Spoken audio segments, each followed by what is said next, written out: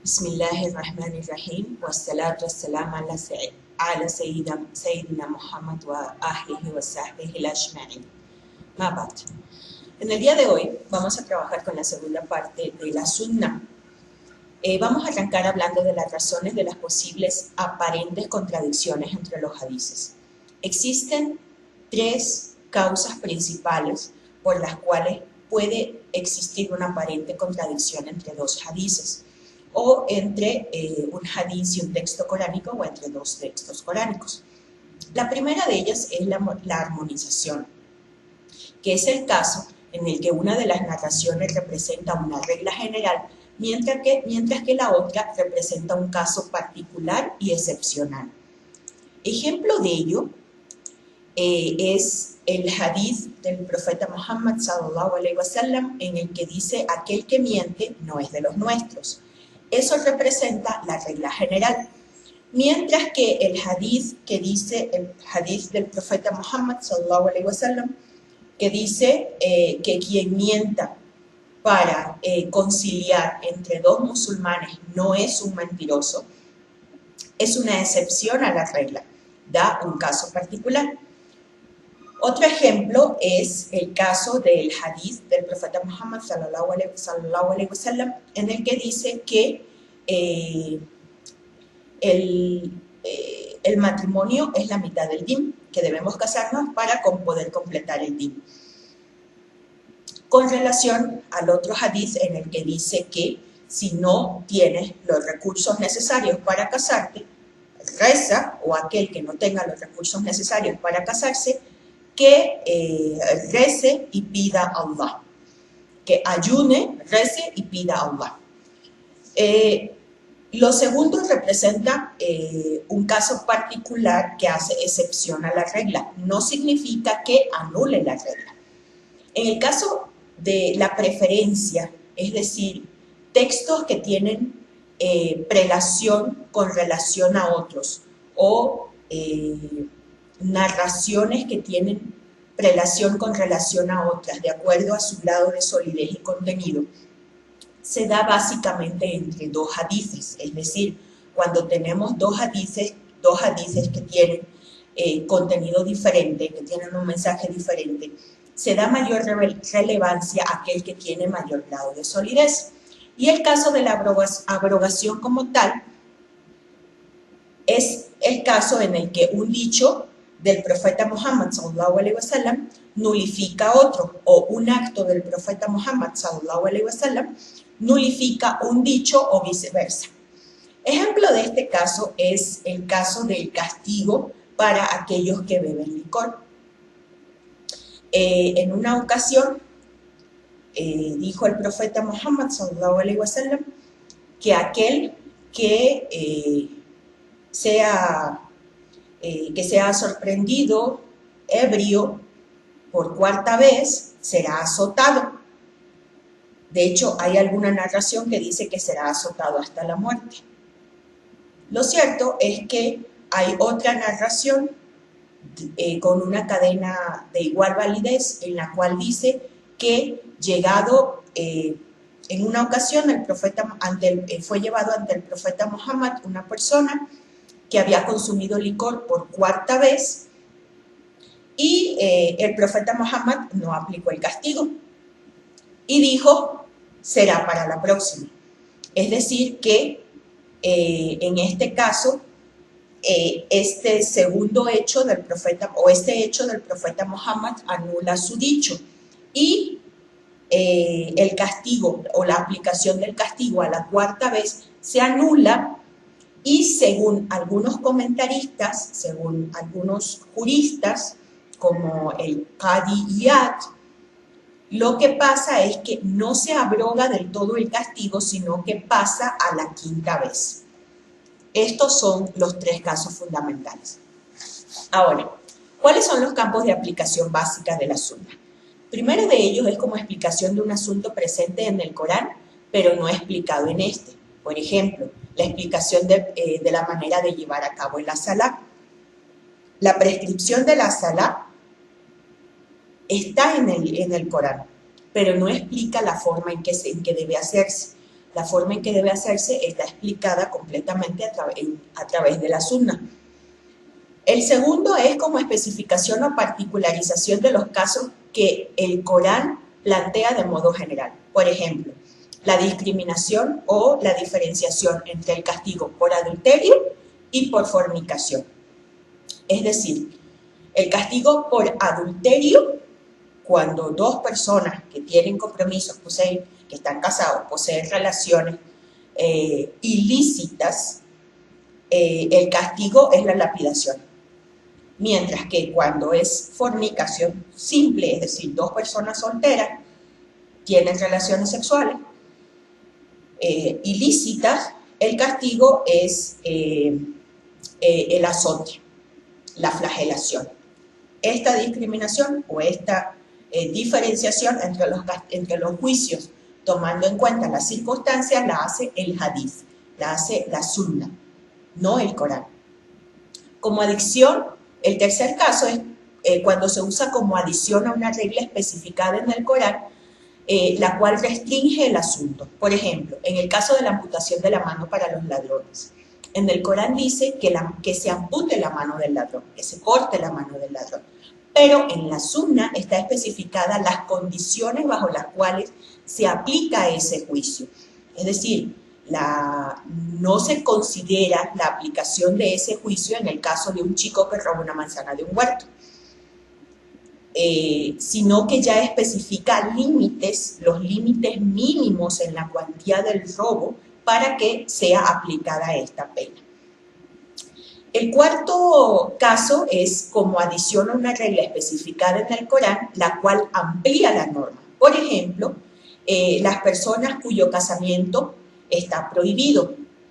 Inicialmente el Corán dio un grupo de personas entre las cuales el casamiento estaba prohibido, pero luego la sunna amplió ese grupo de personas. Por último, puede ser utilizada como origen de leyes que no habían sido especificadas en el Corán.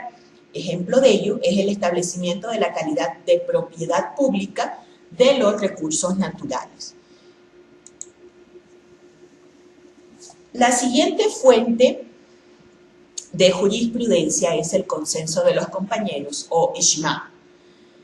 ¿Qué es el consenso? Lingüísticamente significa determinación o acuerdo acerca de un tema. Entre los ejemplos de consenso entre los compañeros tenemos, por ejemplo, la elección de los califas, la compilación del Corán en un compendio único.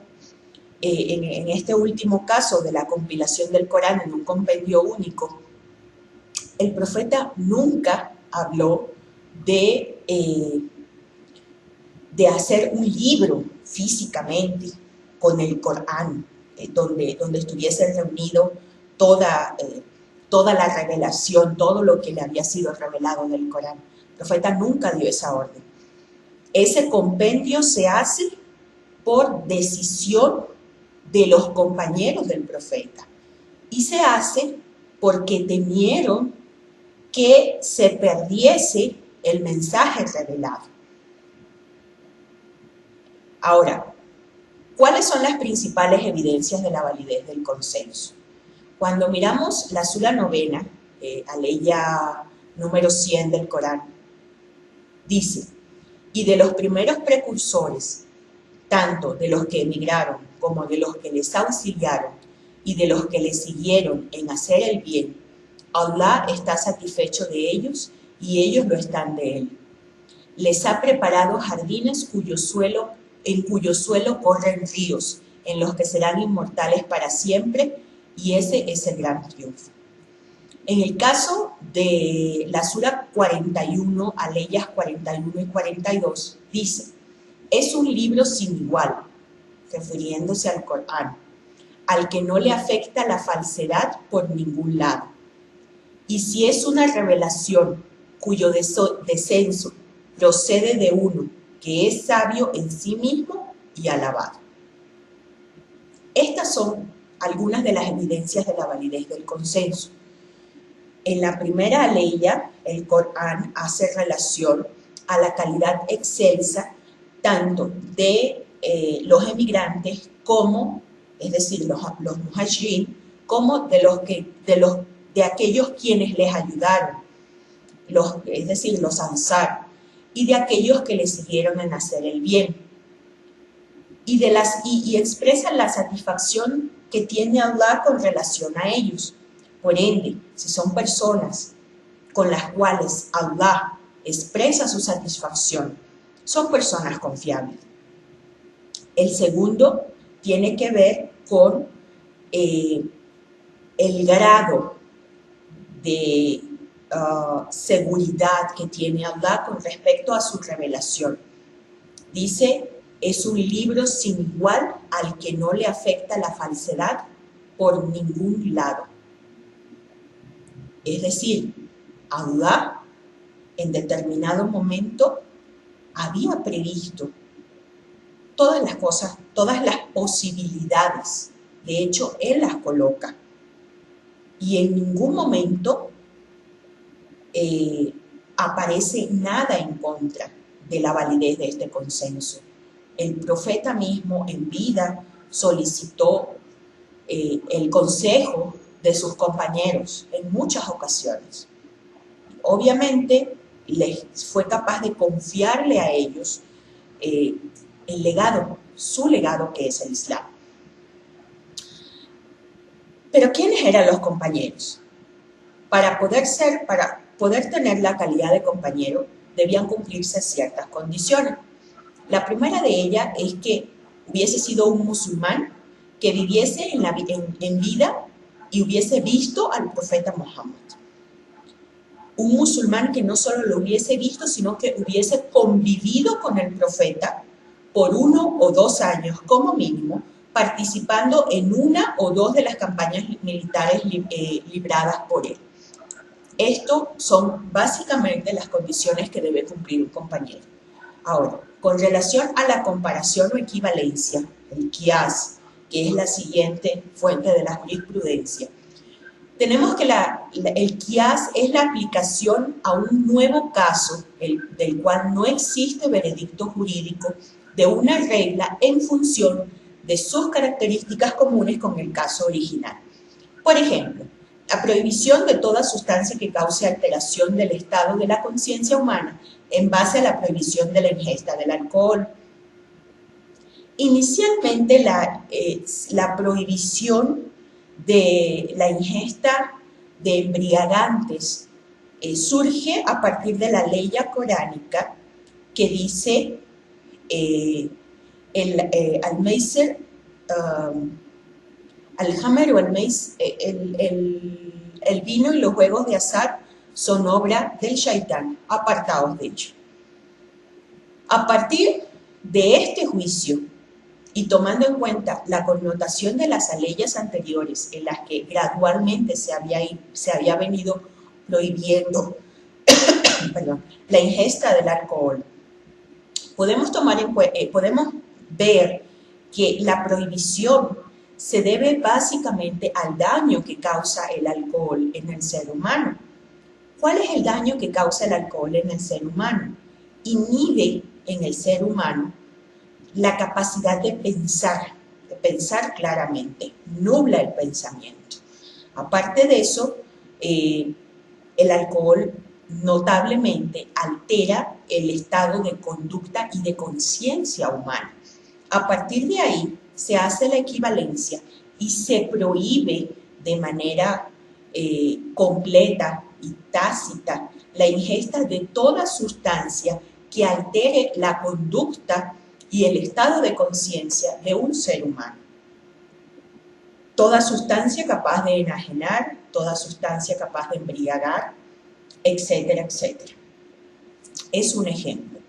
Ahora, la equivalencia posee evidencias, y una de esas evidencias es el hadiz en el que uno de los compañeros del profeta Muhammad le pregunta al profeta si es permitido que éste realice la peregrinación en lugar de su padre anciano, a lo que el profeta Muhammad sallallahu alaihi wasallam le responde: si tu padre tiene una deuda y tú pagas en su lugar, ¿queda saldada? Y el compañero le responde: sí. Entonces el profeta le dijo, es igual con las deudas con Allah. Este hadiz fue narrado por Abi Daud y Ahmad. ¿Cuál es la metodología utilizada en la aplicación del qiyas o equivalencia? La equivalencia se sustenta sobre 4 pilares fundamentales. Primero de ello es el asl, es decir, el origen o el caso conocido u original, el farai, que es el nuevo caso, el hukm, que es el juicio, y el ilah, que es la causa efectiva que motiva el juicio. Ahora, ¿cuáles son los argumentos de aquellas personas, de aquellas personas o de aquellas corrientes que rechazan la equivalencia? Ellos basan su rechazo en los siguientes textos. Primero, la sura sexta, la ley 38 de la sura sexta del Corán, que dice, no hemos omitido nada en el libro.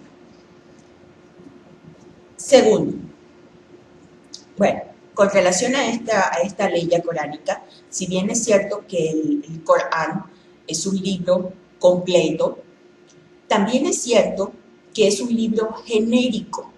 El Corán tiene todos los temas, pero no los tiene tratados en detalles. Es decir, el Corán marca las líneas gruesas, pero no los desgloses. Los desgloses hay que tomarlo de otras fuentes. Segundo punto es la ley 89 de la sura 16 del Corán, que dice, hemos hecho que te descendiera a ti el libro que es una aclaración para cada cosa y una guía y misericordia, y buenas noticias para los que se someten. Tenemos exactamente el mismo caso del primero. El tercero sería la sura tercera la ley tercera de la sura quinta del Corán, que dice, hoy os he completado vuestra práctica de la adoración, hoy os he completado vuestro din, he culminado mi bendición sobre vosotros y os he aceptado complacido el Islam como din. Aquí lo ha traducido el traductor del texto como práctica de adoración. Insisto, si bien es cierto que el Corán es un libro completo, el Corán es un texto que trata absolutamente de todos los temas, los trata de manera muy generalizada, es decir, marca las líneas gruesas de absolutamente todos los temas, pero los desgloses y los detalles deben ser estudiados a la luz de la sunna, y en el caso de que no se encuentren explícitos a la luz de la sunna, debemos recurrir a las demás fuentes de la jurisprudencia. Ahora, ¿cuál es el origen de la causa efectiva que motiva el juicio?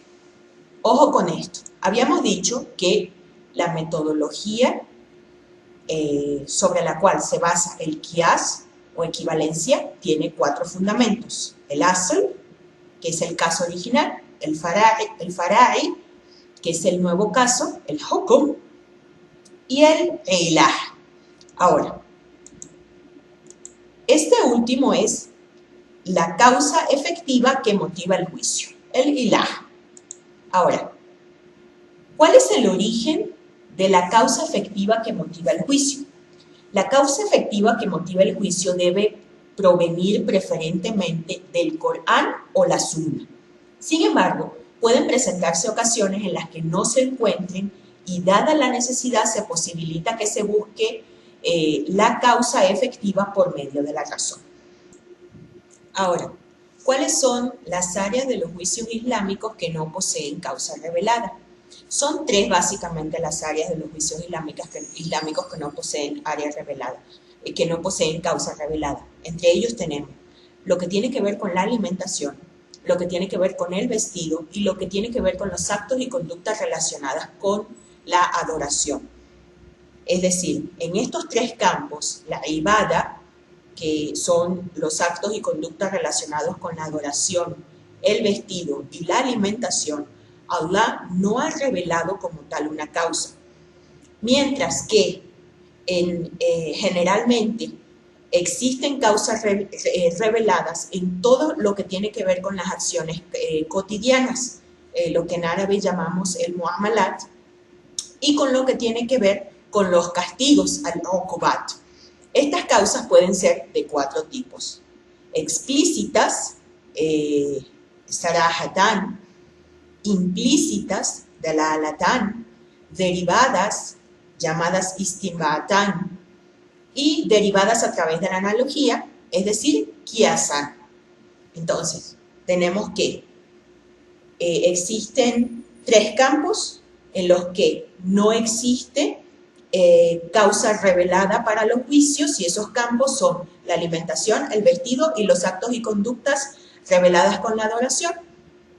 Pero en lo que tiene que ver con el muamalat, que son las acciones cotidianas, y el uqubat, que son los castigos, generalmente sí existen razones reveladas y pueden ser de 4 tipos: explícitas, implícitas, derivadas o derivadas a través de la analogía. Ahora, ¿cuáles son las diferencias entre la realidad del juicio y la causa del juicio? La causa es lo que induce a que el veredicto sea dictado, es decir, la intención que persigue el legislador, es decir, Allah, al emitir el juicio. El conocimiento de la causa requiere generalmente de evidencias concretas, y la realidad del juicio es el asunto que atañe al veredicto, es decir, el asunto no textual que alberga. Por ejemplo, no existe una causa revelada para la prohibición del alcohol, o sea, con excepción de la aya coránica que dice que en el alcohol tenemos un beneficio, pero que es mayor el perjuicio que el beneficio. No tenemos ningún otro tipo de revelación que nos diga el porqué de la prohibición.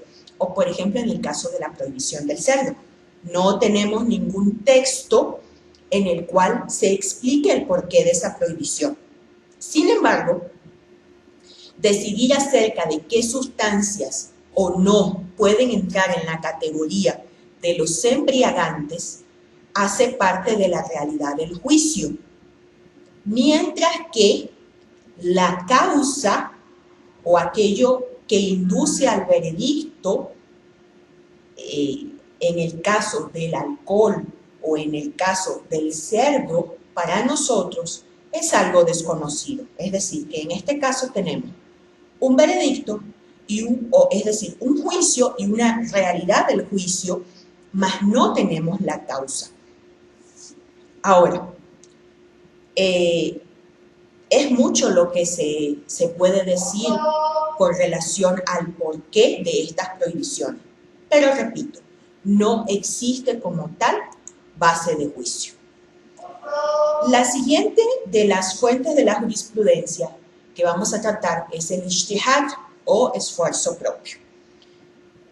El ijtihad se define como el esfuerzo total empeñado por un jurista o por una persona capacitada a fin de inferir con buen grado de certitud juicios a partir de las detalladas evidencias presentes en la Sharia.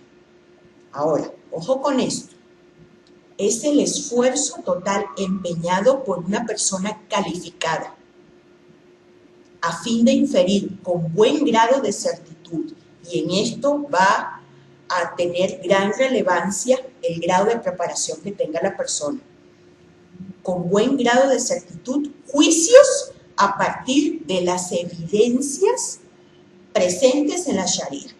Vas a inferir juicios en base a evidencias, los cuales van a tener un grado de certitud mayor o menor de acuerdo al grado de preparación. Ahora, evidencias de la validez del ijtihad.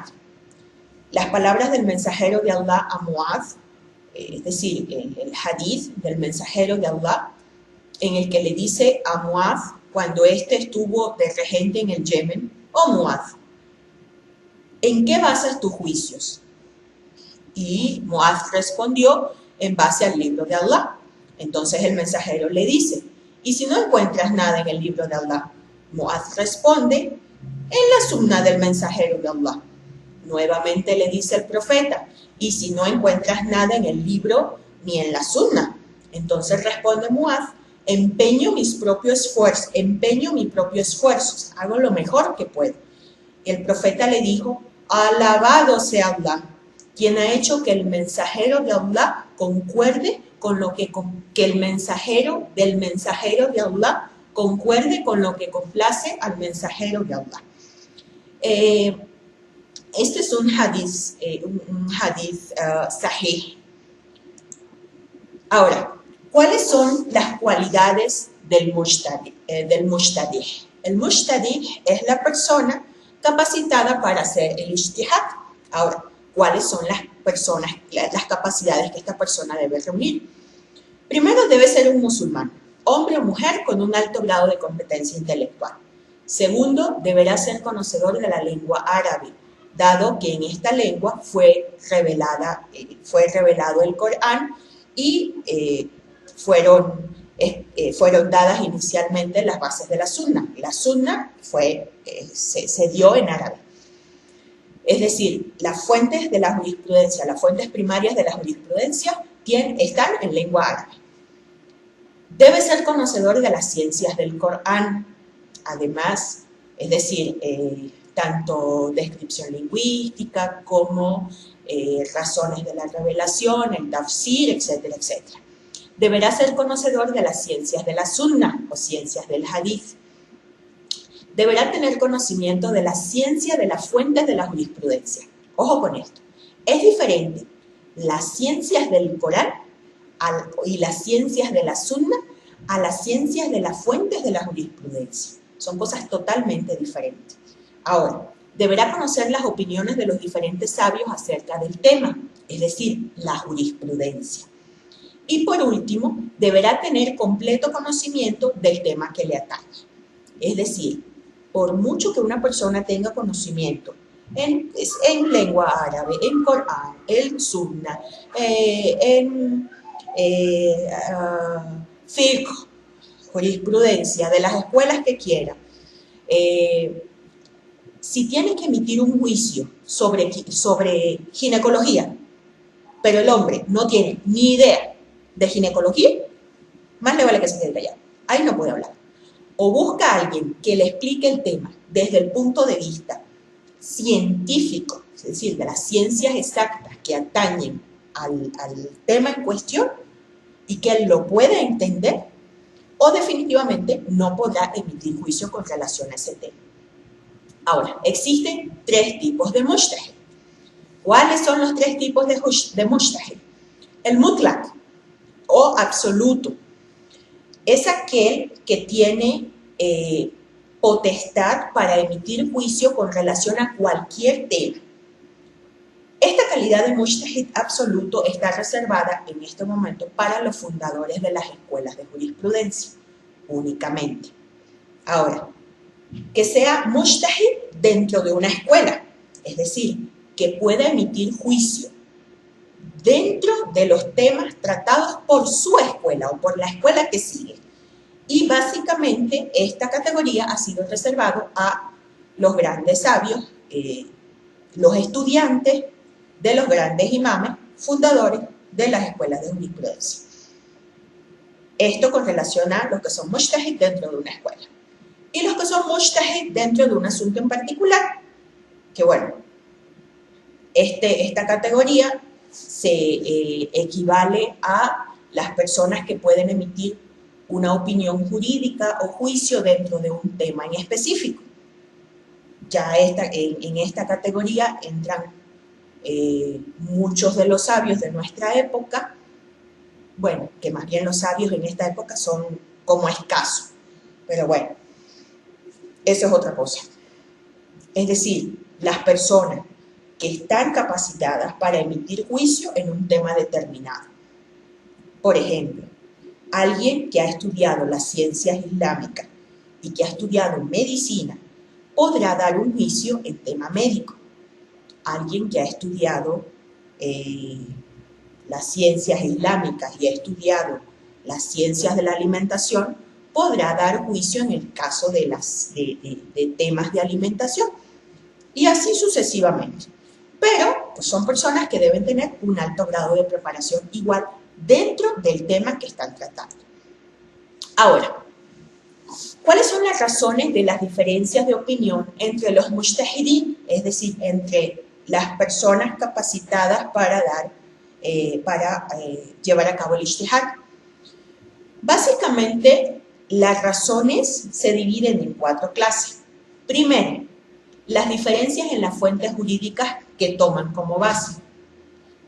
Pueden ser por diferencias en el criterio de evaluación de la sunna, por diferencias de opinión entre los compañeros, por diferencias en la aplicación del qiyas. Con relación a esto tenemos a quienes practican el qiyas propiamente dicho y quienes practican el ihtisán, es decir, el tomar el mejor juicio entre los dos o el juicio que más beneficie entre ambos, o las diferencias en el consenso de los compañeros y por último las diferencias en cuanto a otras fuentes de legislación, es decir, que tomen diferentes fuentes de legislación como base de juicio o que las tomen en diferente orden de importancia. Eso es un caso. El otro caso es el originado por las diferencias en la interpretación de los textos. Hay 2 corrientes básicamente. Los que son literalistas y toman al pie de la letra lo que dice el texto sin lugar a ningún tipo de interpretación, y quienes toman el sentido implícito del texto, es decir, la esencia del texto, el alma del texto, y aplican el juicio con relación a la intención o el sentido del texto, más no del texto en literal. El otro caso es el de las diferencias metodológicas en el estudio de las fuentes jurídicas, es decir, la diferencia en la interpretación de los grados de obligatoriedad. Por ejemplo, entre si es fard o es sunna, y si la sunna puede alcanzar el grado de fard. Esto es un punto bien importante porque en muchísimos casos se da. Por ejemplo, en el caso de la rak'ah que se hacen antes de la oración obligatoria, para algunos juristas, esta sunna tiene tal peso que pasa a ser obligatoria. Para otras no.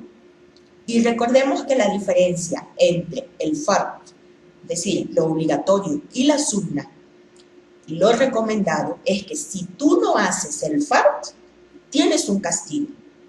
Pero si no haces la sunna, no tienes un castigo como tal, pero tampoco tienes un beneficio.